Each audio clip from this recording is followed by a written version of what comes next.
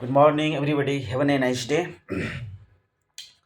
तो आज हम लोग इकोनॉमिक्स में पढ़ेंगे law of demand and law of supply.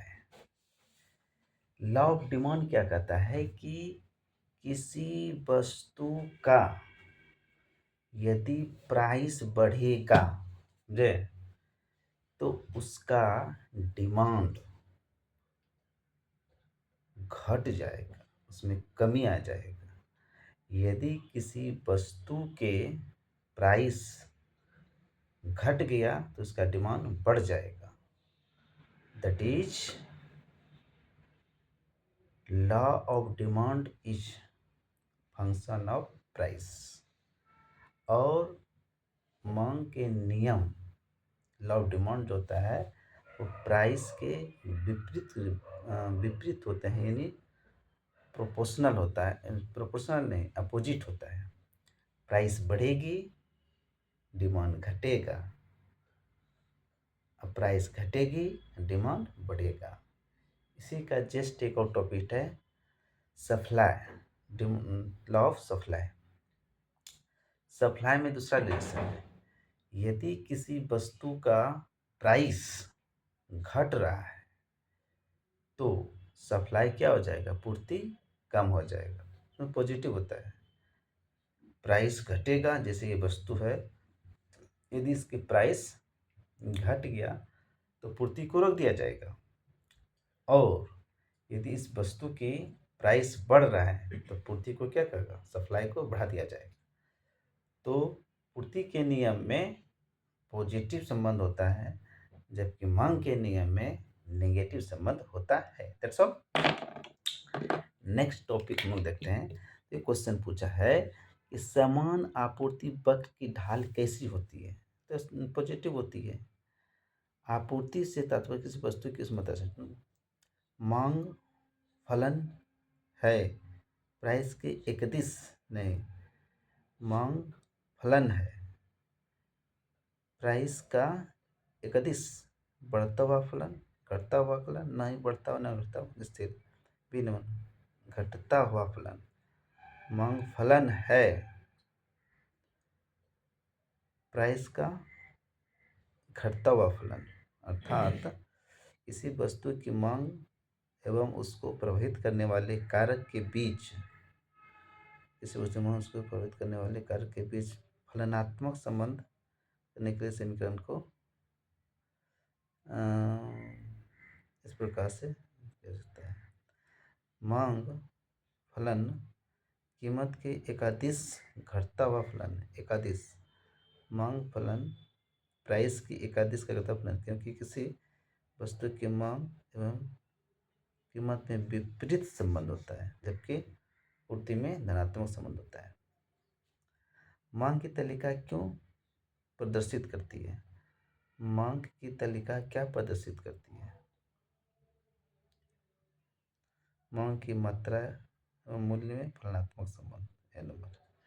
मांग की डिमांड शेड्यूल जो है, डिमांड शेड्यूल किसी वस्तु की मांग की मात्रा तथा उसके मूल्य में फलनात्मक फलन को प्रदर्शित करती है। मांग की तालिका क्या प्रदर्शित करती है? मांग की तालिका किसी वस्तु की मांग की मात्रा तथा उसके मूल्य में फलनात्मक संबंध को प्रदर्शित करती है। अंडरस्टैंड? समझ में आई? नेक्स्ट सिंटू जी, नेक्स्ट टॉपिक देखिए। कहता है कि निम्नलिखित में से कौन सी, निम्नलिखित में से कौन सी मांगी गई मात्रा में अनुपातिक परिवर्तन से संबंध स्थापित है? सिंटू जी, मेरा नींद टूट गया इस तरह करने से। सिंटू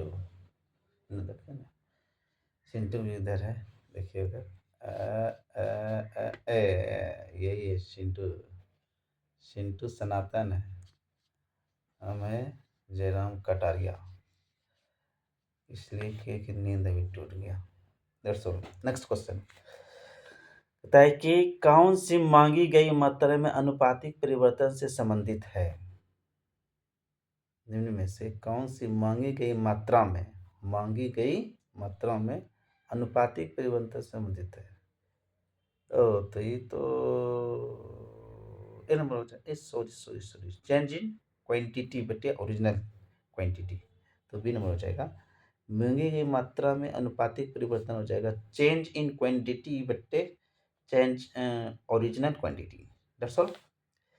जब मांग रेखा एक्स एक्सिस, ठीक बात, के समांतर सीधी रेखा हो तो ठीक ठीक, तो मांग की लोच क्या होगी? अच्छा, इलास्टिसिटी क्वेश्चन पूछा है, तो इलास्टिसिटी जैसे अनंत हो जाएगा।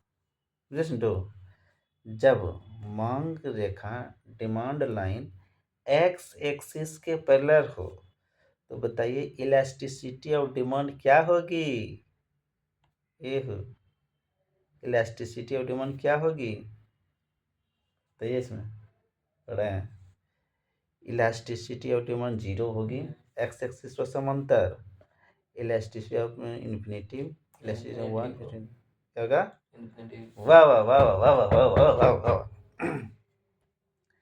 जब डिमांड एक्स एक्सिस के पैरेलल होती है तो इलास्टिसिटी ऑफ डिमांड इन्फिनिटिव हो जाती है, ठीक। जैसे यहाँ पर दिया हुआ है एक्सिस, और जब जब डिमांड कर्व वाई एक्सिस के संबंधित हो तो पूर्णतः बेलुचदार हो जाती है, यानी E0। समझे हो सिंधु जी? ये सिंधु जी, जब वाई एक्सिस के पर जाएगा तो क्या हो जाएगा? इलास्टिसिटी 0 हो जाएगा, और जब एक्सिस के पूर्ण स्थानापन्न हो जाएगा। मांग के नियम के अनुसार एक वस्तु के लिए मांग वक्र होगा। मांग के नियम के अनुसार वस्तु का वक्र, मांग के नियम से वस्तु का मांग बाईं तरफ स्थापित वस्तु की कीमत में वृद्धि हो जाती है। दाईं तरफ विस्थापित वस्तु की प्राइस, दाईं तरफ विस्थापित जब वस्तु की कीमत में वृद्धि हो, नीचे की तरफ उठा, ऊपर की तरफ उठा। मांग के नियम के अनुसार वस्तु के लिए मांग का वक्र क्या होगा?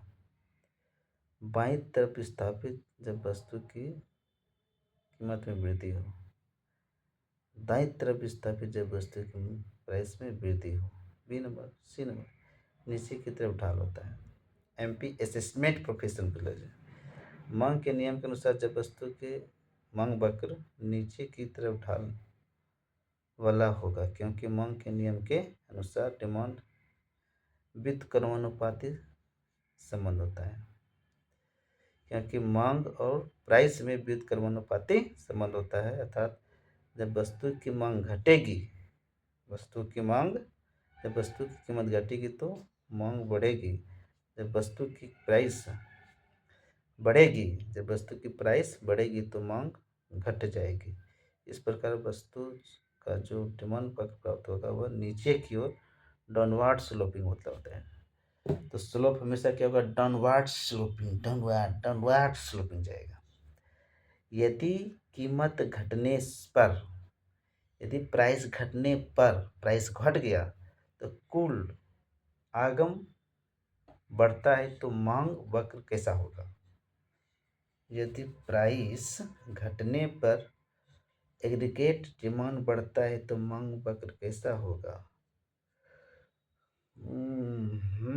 डिमांड वक्र कैसा होगा? लोचदार, इकाई लोचदार। यदि प्राइस घटने पर कुल आगम बढ़ता है, आगम को और क्या कहते हैं हम लोग?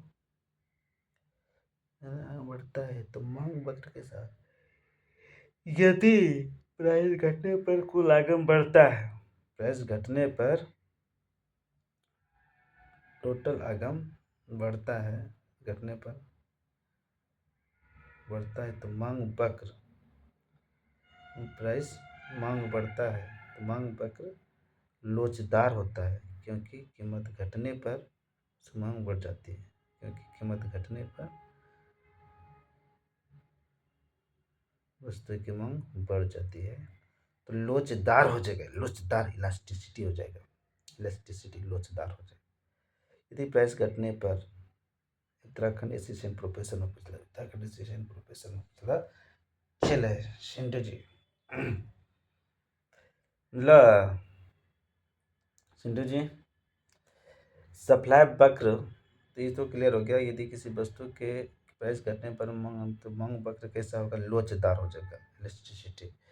पूर्ति वक्र में संचलन निम्नलिखित चरणों से होता है। पूर्ति वक्र में संचलन, पूर्ति वक्र में संचलन किन कारणों से होता है। प्रौद्योगिकी, पूर्ति वक्र में संचलन किन कारणों से होता है। टेक्नोलॉजी, प्राइस, रिसोर्सेज प्राइस, वस्तु की कीमत, टू सभी। मेरे ख्याल से इस क्वेश्चन का आंसर क्या होना चाहिए। आयन इस प्रश्न का उत्तर सही विकल्प सी माना है, वस्तु की प्राइस होना चाहिए, जबकि सही उत्तर डी होगा, क्योंकि सप्लाई वक्र में संचलन वस्तु की कीमत में परिवर्तन, सप्लाई वक्र में संचलन वस्तु की प्राइस में परिवर्तन, टेक्नोलॉजी प्रगति, उत्पादन विविधता, उद्योग की प्रवृत्ति,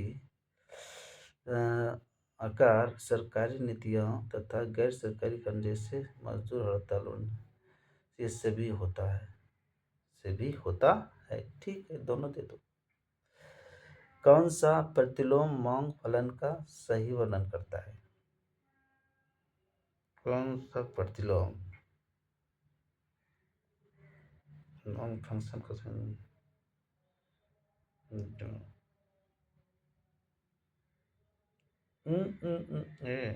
डिमांड प्राइस,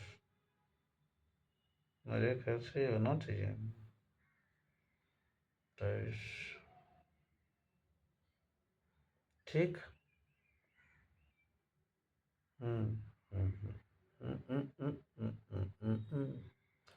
प्रतिलोम का, प्रतिलोम मांग फलन, प्राइस, डिमांड, डिमांड,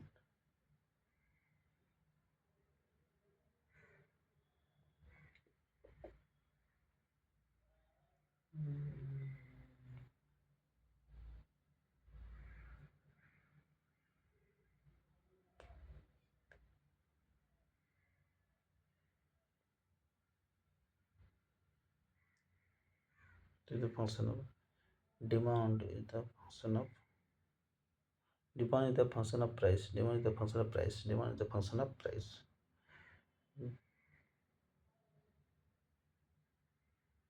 Price,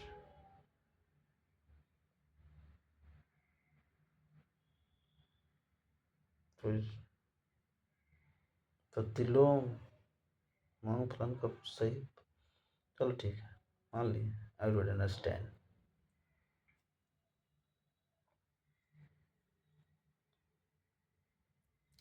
माना कि लोग अपने एम बर्गरों को ब्याज के साथ पसंद करते हैं। माना कि लोग अपने एम बर्गरों को ब्याज के साथ पसंद करते हैं। यदि एम बर्गरों की सप्लाई में एम बर्गर की हुई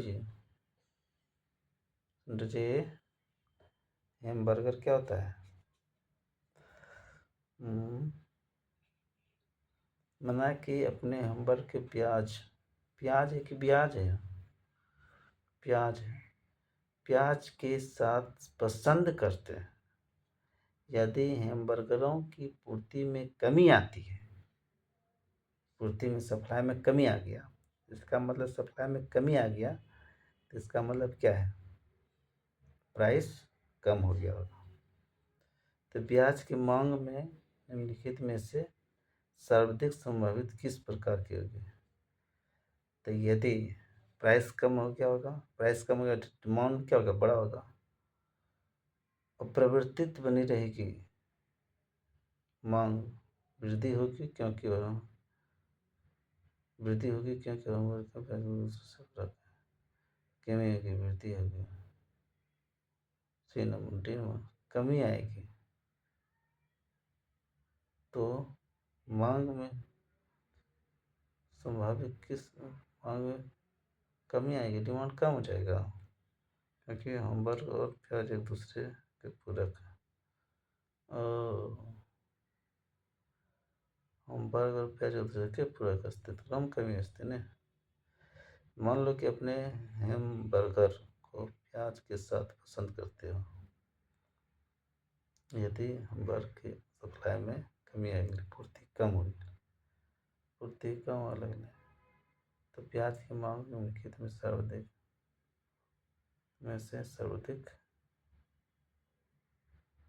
कमी आएगी, क्योंकि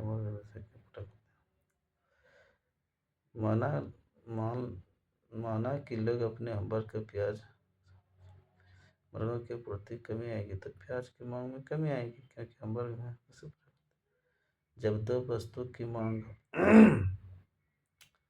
जब दो वस्तु की मांग किसी उद्देश्य की पूर्ति के लिए साथ साथ की जाती है, जैसे लिट्टी और चोखा, जब दो वस्तुओं की मांग किसी उद्देश्य की पूर्ति के लिए साथ साथ की जाती है तो इन शब्दों में जब एक वस्तु के प्राइस में कमी दूसरी वस्तु के मांग में वृद्धि ला दे तो ऐसे जब एक वस्तु के प्राइस में कमी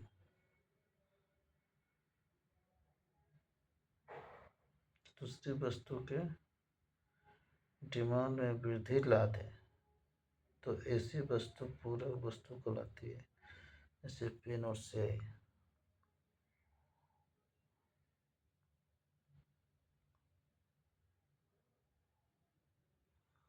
कैसे हो सकता है? जब एक वस्तु के मूल्य में कमी दूसरी वस्तु के मांग में वृद्धि लाते, कमी से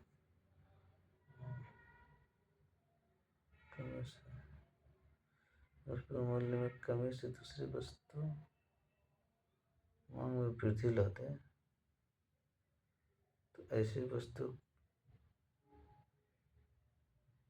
पूरक वस्तु कहलाती है, जिसमें से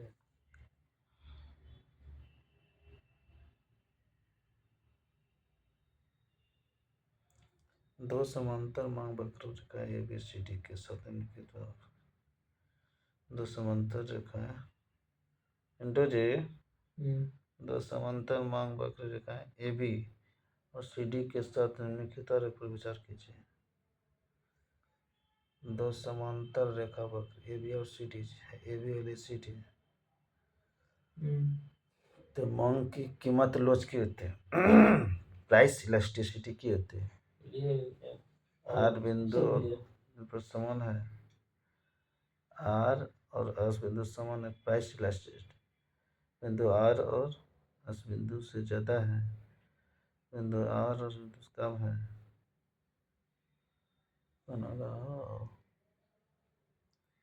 आर बिंदु आर पर बिंदु एस से ज़्यादा है, आर बिंदु एस से ज़्यादा था। सही है।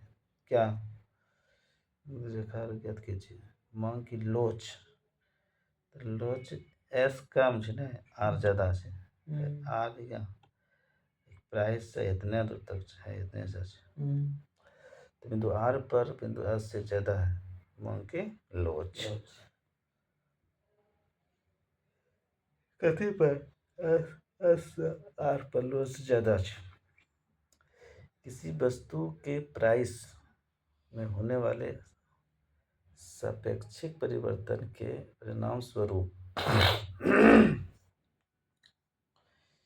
किसी वस्तु के मूल्य में होने वाले सापेक्षिक परिवर्तन के फलस्वरूप वस्तु की मांगी गई मात्रा में होने वाले सापेक्षिक सापेक्षिक अनुक्रिया की माफी मांग की लोच किसी वस्तु के मूल्य में होने वाले सापेक्षिक परिवर्तन,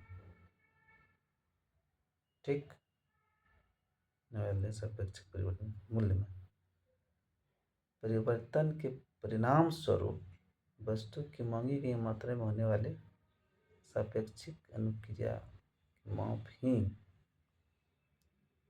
कीमत लोच प्राइस इलास्टिसिटी अर्थात ये वस्तु की मांग तथा वस्तु के मूल्य के बीच परिवर्तन का अनुपात यह दर प्रदर्शित करता है, यानी प्राइस लॉज। ऐसा बात है। ऐसा बात है। मांग की प्राइस लॉज 5 प्रकार के होते हैं। जो प्राइस इलास्टिसिटी 5 प्रकार के प्राइस इलास्टिसिटी। यदि मांग रेखा समतल है तो मांग की लोच अधिक होती है। यदि रेखा अधिक ढालू यदि मांग रेखा समतल है तो मांग की मूल्य लोच अधिक होगी।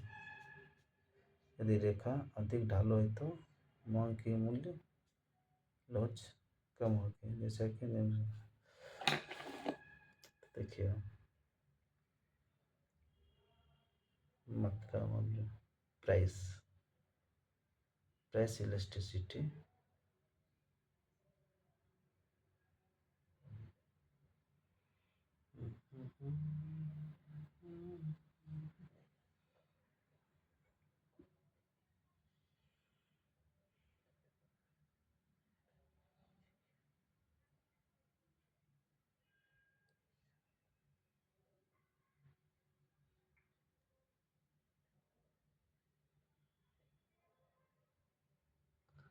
एक से कम, एक से कम, एक के बराबर, एक से छोटा।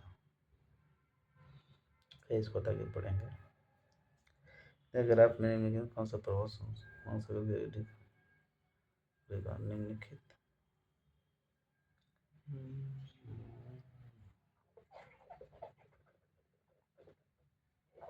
डेवलपमेंट कौन सा बैकग्राउंड उस पर व्यतीत करेगा।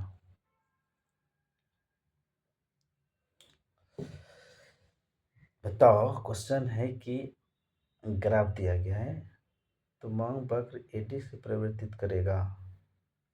एडी परिवर्तित करेगा व्यापार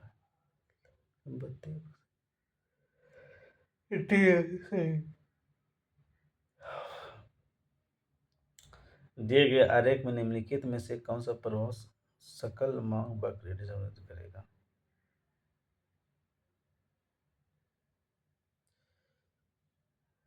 दिए गए ग्राफ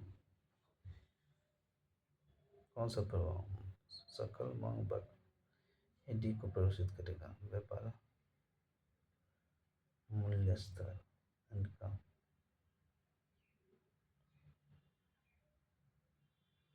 व्यापार तरलता प्रभाव संपत्ति प्रभाव सकल मांग वक्र करेगा। व्यापार प्रभाव तरलता प्रभाव संपत्ति प्रभाव सब प्रभाव सुलक्ष्य ठीक है। नेट व्यापार जनरेशन दुर्लभ टिकटों इत्यादि की मांग की संख्या निम्नलिखित में से किस प्रभाव से की जा सकती है।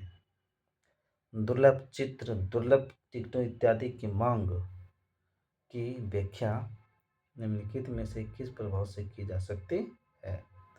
स्नॉव प्रभाव, बेड बैंकर प्रभाव, वेवलेन प्रभाव। नंबर स्नॉव प्रभाव। दुर्लभ टिकटों इत्यादि की मांग की व्याख्या स्नोव प्रभाव इफेक्ट से की जा सकती है। किसी वस्तु के प्राइस गिरने पर समुदाय के लोग प्राइस में गिरावट के कारण मांग में वृद्धि लाए।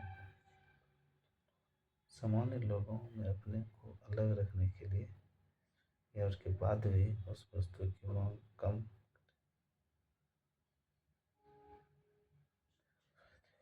कम करें, बढ़ाए नहीं, तो ऐसे स्नोव प्रभाव कहते हैं। स्नोव इफेक्ट स्नोव किसी वस्तु के प्राइस गिरने पर समुदाय के कुछ लोग तो प्राइस में गिरावट के कारण डिमांड में वृद्धि लाए, पर कुछ लोग सामान्य लोगों से अपने को अलग रखने के लिए प्राइस में गिरावट के बाद भी उस वस्तु की मांग कम करें।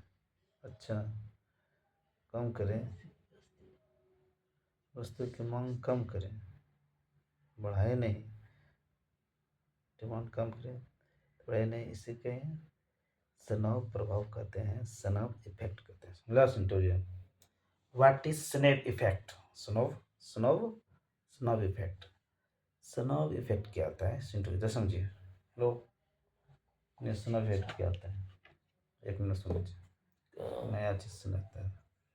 स्नैव इफेक्ट क्या होता है, एक मिनट समझिए। स्नैव इफेक्ट होता है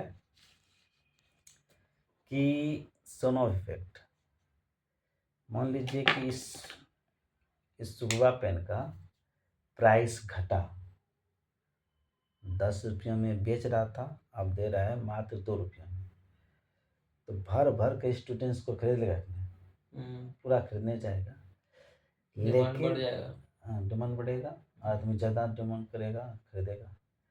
लेकिन समाज में कुछ ऐसे भी लोग होते हैं, प्राइस गिरने के बावजूद भी वो रईस का नाती सब, तो इस वस्तु को उतना ज़्यादा नहीं खरीदता, यानी कि डिमांड कम, डिमांड Purchase प्राइस नहीं गिरने के बावजूद भी डिमांड कम कर देता है, अर्थात उस वस्तु को खरीदते नहीं है।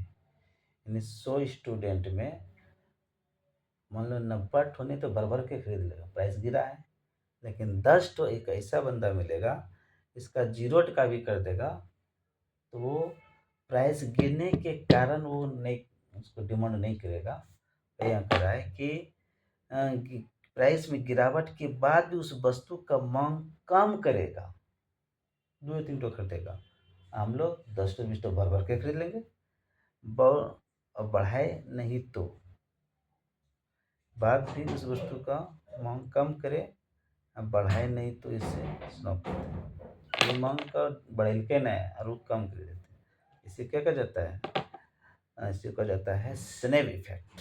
Understand, better understand. चलिए नेक्स्ट क्वेश्चन है, मांग वक्र में ऋणात्मक ढाल क्यों होता है? अच्छा क्वेश्चन है। केवल आय प्रभाव के कारण, प्रतिस्थापन प्रभाव के कारण, इसका आंसर सी हो जाए, केवल 2, प्रतिस्थापन प्रभाव के कारण। मांग वक्र में ऋणात्मक ढाल प्रतिस्थापन प्रभाव के कारण होता है। प्रतिस्थापन प्रभाव कारण, प्रतिस्थापन प्रभाव इसका आश्रय क्या है? एक्स वस्तु के प्राइस में सापेक्षिक परिवर्तन के कारण, एक्स वस्तु के प्रभाव में सापेक्षिक परिवर्तन के कारण, समझे चिंटू जी, समझे? एक्स वस्तु के मूल्य में सापेक्षिक परिवर्तन के कारण वाई वस्तु की मांगी गई मात्रा में परिवर्तन से है।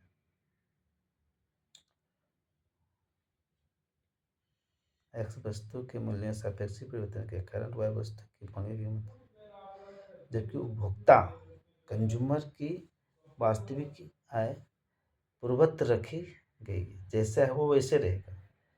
प्राइस में कमी के कारण प्रतिस्थापन प्रभाव हमेशा वस्तु की मांग में वृद्धि लाएगा। प्रतिस्थापन प्रभाव हमेशा वस्तु की डिमांड में वृद्धि लाएगा। प्रतिस्थापन प्रभाव हमेशा क्या करता है? वस्तु की डिमांड में वृद्धि लाएगा, जिससे प्रतिस्थापन प्रभाव हमेशा नेगेटिव होता है। प्रतिस्थापन प्रभाव के संदर्भ में 2 महत्वपूर्ण धारणाएं प्रस्तुत की गई है। तो प्रतिस्थापन प्रभाव से आश्रय एक्स वस्तु के मूल्य में सापेक्ष परिवर्तन के कारण वाई वस्तु की मांगी गई मात्रा में परिवर्तन, वस्तु की मांगी मात्रा में परिवर्तन से एक्स वस्तु के प्राइस में सापेक्षिक परिवर्तन, एक्स वस्तु की सापेक्षिक परिवर्तन मात्रा में परिवर्तन से है। धारणा तो प्रस्तुत की गई। एक हिग्स का प्रतिस्थापन प्रभाव, स्टेलस्की का प्रतिस्थापन प्रभाव। प्रतिस्थापन प्रभाव इन दोनों धारणाओं में अंतर इस बात पर निर्भर करता है, प्रतिस्थापन प्रभाव धारणाओं में अंतर इस बात का करता है कि वस्तु प्राइस में परिवर्तन से, वस्तु की प्राइस में परिवर्तन से उत्पन्न उपभोक्ता की वास्तविक आय में वस्तु की वस्तु वस्तु की कीमत में परिवर्तन उत्पन्न उपभोक्ता की वास्तविक आय में परिवर्तन को उसकी मौद्रिक आय वृद्धि करके नष्ट कर दिया जाए तो इसे उपभोक्ता की वास्तविक आय भौतिक बन जाती है। इसके धारणा में वास्तविक आय से अभिप्राय उपभोक्ता की संतुष्टि स्तर से है, जबकि ट्रस्की की धारणा में इसके अनुसार वास्तविक आय से उपभोक्ता अभिप्राय वस्तु की संतुष्टि से है, जबकि ट्रस्की की धारणा में उपभोक्ता की क्रय शक्ति से संतुष्टि से है।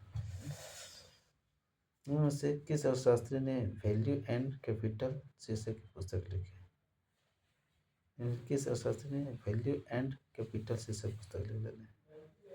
जे आर हिक्स एक ऐसे विशिष्ट अर्थशास्त्री जिन्होंने 39 में वैल्यू एंड कैपिटल नामक पुस्तक लिखी। वैल्यू एंड कैपिटल पुस्तक लिख के वैल्यू एंड कैपिटल पुस्तक के रचयिता कौन है?